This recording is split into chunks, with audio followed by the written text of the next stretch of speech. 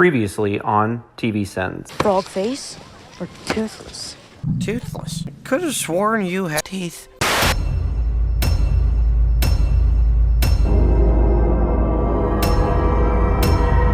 Episode begins with dramatic eyeball opening cliche. I know television has to television, and we have to have music cues swelling up all over the joint, but can we pick an image a little more interesting than a f***ing shoe that looks like it was hung up in the same way a sock would be put on a dorm room doorknob? Jack could just be running into some plane crash survivors feeling lucky to be alive and horny as hell. Also, if this shoe was thrown out of the plane during the crash, how is it going to get caught by its lace on this tree? There's really nothing here to even snag it, and at that velocity it would more likely fray the lace than catch it. I'm thankful that characters change pretty drastically from the pilot, since it's usually written separately, because I might not be able to handle much more of Shannon if she doesn't. She does eventually become less annoying, right? Damon? Carlton? Will someone please answer me? They survived this. Or did they?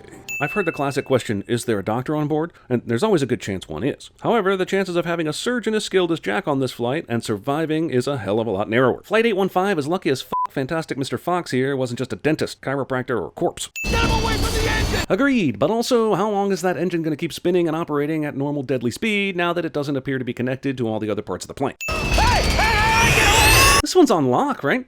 That dude was just running by until you made him stop right in front of the damn thing. I'm on team random guy who's about to be cut into tiny pieces here. Jack? Rose? A large vessel crashing into pieces? Yeah, no worries. I'm pretty sure her heart will go on. Old hobbits die hard, I guess. I don't know which one will work best. So let me get this straight. Looney Boons, you were told to go get a pen, and even though we knew it was a wild goose chase, you thought it was to save someone's life. Yet instead of running the first pen you found immediately back to the actively dying person, you found what? 4 more before you decided to head back? Also, Jack isn't even in the same location now, so wouldn't you have run there first and seen that Rose was no longer in need? Can't reach Want me it. to sew that up? It's just like the drape, same No, thing. with the trips, I use a sewing machine. I'm with Kate here. You asked her if she'd ever used a needle, and now you know she's only used a sewing machine. So if you're going to just have her sew you up no matter what anyway, why even ask the question? Any color preference?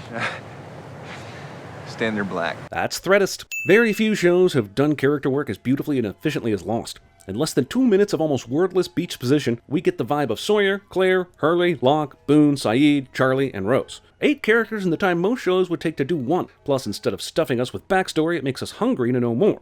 Hot damn, this might be one of the best hours of television ever. Also, time for an unexpected top 5 list. Top 5 best hours of television in all history, in random order. The Lost premiere, Breaking Bad, Ozymandias, Star Trek The Next Generation's Inner Light, Game of Thrones, Hard Home, and The Sopranos, Pine Barrens. Discuss. When I was in residency, my first solo procedure was a spinal surgery on a 16-year-old kid. You do have a needle going in and out of your skin with zero anesthesia though, right? How are you telling the story as if you're sitting back in the airport bar?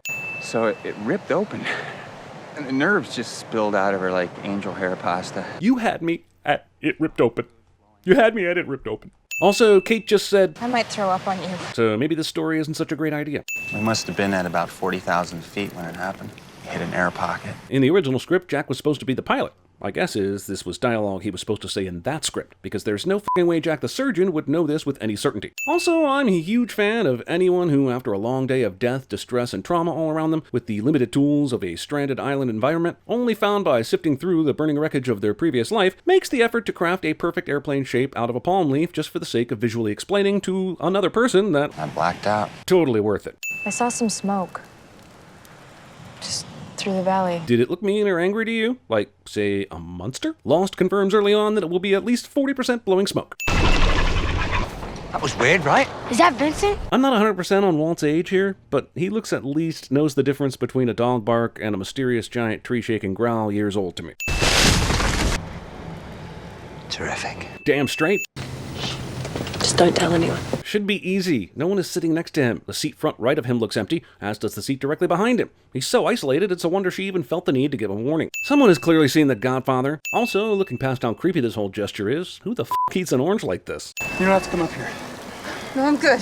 Jack in the mystery box here has a point. In fact, why did either of the other two have to climb this plane at all? He's the one who has the transceiver knowledge, right? So what does a transceiver look like? Complicated walkie-talkie. So what does a complicated walkie-talkie look like? We can play this game all day, or you can quit being a condescending dick. Just in case you don't realize you're watching a J.J. Abrams pilot episode, Greg Grumberg pops in to say hi. Wonder if he'll just happen to have some information our castaways need. Also, not having him wear a red shirt of some kind seems like a missed opportunity, no? Smoke shadowing? What the hell just What happened, Sir Charles, is that this kind gentleman here had exposited everything he needed to, so he was disposed of. You know, kind of like how you throw away an empty tube of Preparation H when it's done. So I've heard. Guys, how does something like that happen? This show does not include the Predator.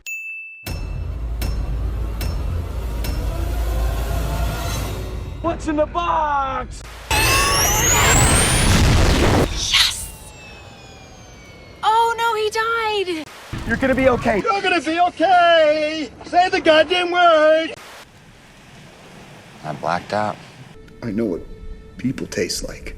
I know that babies taste best. You all, everybody.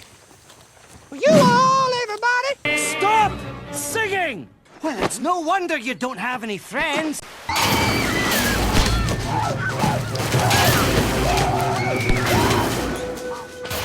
That's gonna leave a mark.